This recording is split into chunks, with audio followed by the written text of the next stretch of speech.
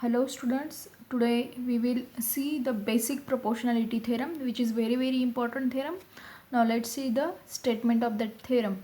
If a line parallel to side of a triangle intersects the remaining sides in two distinct points, then the line divides the side in same proportion.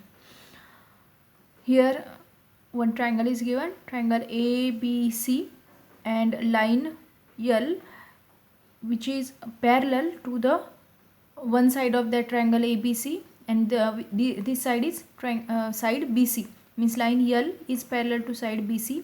This line L intersects the side AB in point P, and it also intersects the side AC in point Q. Now let's see what is given. In triangle ABC, line L is parallel to BC, and line L intersects AB and AC in point P and Q respectively. Now we have to prove that due to this line, the two segments are here. AB is divided into the two segments, that is AP and PB, and also side AC is divided into the two segments AQ and QC. We have to prove that the ratio of these segments, that is AP upon PB, is equal to the AQ upon QC. That is AP upon PB is equals to AQ upon QC. Here we have done here the some construction. What is the construction? Here we draw segment PC and segment BQ. Means we join the points PC and join the points B and Q. Now let's see the proof. Triangle APQ. This triangle APQ and triangle PQB. This is PQB. This triangle PQB and triangle APQ. Both these triangles have the equal heights because they have a common point Q. Therefore, their height is also equal. And we know that if heights are equal, then the area of these triangles, the ratio of areas of these triangles is equal to the ratio of their corresponding bases. Therefore, area of triangle APQ upon area of triangle PQB is equals to the base of this triangle is AP and this triangle is PB. Therefore, AP upon PB. Why? Because area proportionate to bases having equal heights. This is equation first. Similarly, we go to the next ratio, that is take the triangle APQ and triangle PQC.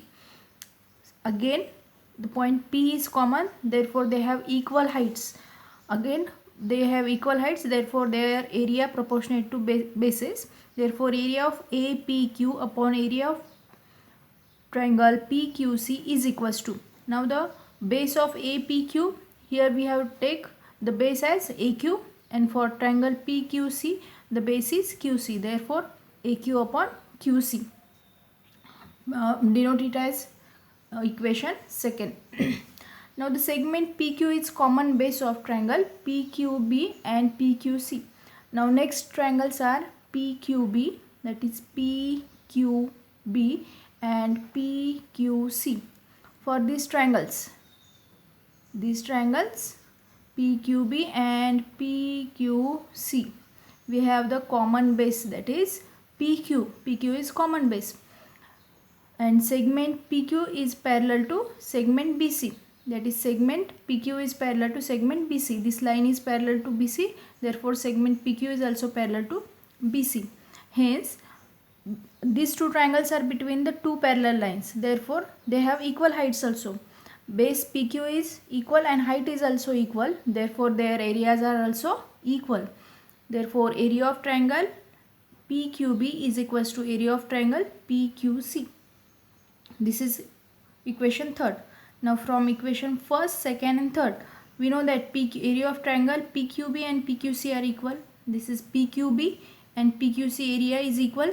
These triangles are equal and numerator is also equal, that is triangle APQ is equal to APQ, and bases are also equal. Denominator is also equal. Therefore, since the left hand side is equal, therefore right hand side also equal. Therefore, from equation first, second and third, we can write that right hand side, that is AP upon PB, is equals to AQ upon QC. Hence, it is proved that AP upon PB is equals to AQ upon QC. Now the converse of basic proportionality theorem. Converse means when we interchange the given and to prove, we get the converse of that corresponding theorem. Therefore, the converse of basic proportionality theorem is if line divides any two sides of a triangle in the same ratio, then the line is parallel to the third side. Means if ratios are equal, then lines are parallel. In the basic proportionality theorem, here given is that lines are parallel, we have to prove the ratios are equal. Now the vice versa, if ratio are equal, then the lines are parallel. There is no proof of this converse for your syllabus. Just remember the statement. Now the next theorem is property of an angle bisector of a triangle. We know the angle bisector. Angle bisector means such a ray which divides the given angle into the two equal angles. Such a ray is called as an angle bisector of that triangle.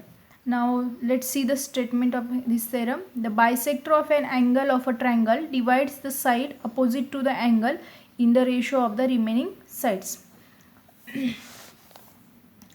Means if this triangle is given, triangle ABC, and ray CE is the angle bisector, this ray CE divides AB into the two segments, that is AE and EB, then ratio of this AE and EB is equal to the remaining ratio of remaining two sides, that is AC upon CB. We have to prove this. Let's see what is given. In triangle ABC, bisector of angle C intersects the segment AB in the point C. This ray CE intersects the AB at point E. Now we have to prove that AE upon EB, that is AE upon EB is equals to CA upon CB. CA and CB are nothing but the two sides of triangle AB and C. Now construction. Here we have done some construction. We have to draw a line parallel to a ray CE passing through the point B, extend AC so as to intersect it at point D. Here we have done some construction. We have to draw a line BD which is parallel to CE. We have to draw the line BD which is parallel to CE, and this line intersects the side AC at point D, like this. And these two angles are equal because CE is a angle bisector. This is the construction. Now let's see the proof. Here ray CE is parallel to BD and we have to take the AD as a transversal. First we know that these two lines are parallel and we have to take the AD as a transversal. AD as a transversal. These two lines are parallel and AD as a transversal, therefore these two angles are congruent. Why? Because these two angles are corresponding angle. Hence angle ACE is equals to angle CDB, that is corresponding angles. Now instead of AD transversal, we have to take here BC as a transversal for these two parallel lines. If we take the BC as a transversal, this is BC as a transversal, then these two angles, angle C and angle B, are congruent because they are alternate angles. Here angle ECB is equals to angle CBD, that is alternate angles. This is equation second. Therefore here these two equations are with us. Now we know that in theorem it is given that angle ACE is congruent to angle ECB. Why? Because of angle bisector CE, that is ACE is congruent to ECB. This is ACE is congruent to ECB. This is equation third. Now from equation first, second and third, here from this ACE is congruent to ECB means left hand sides are equal. If left hand side is equal, then right hand side is also equal. Therefore angle CBD, this angle CBD is congruent to CDB from first, second and third. Now take triangle CBD. This triangle CBD, this triangle.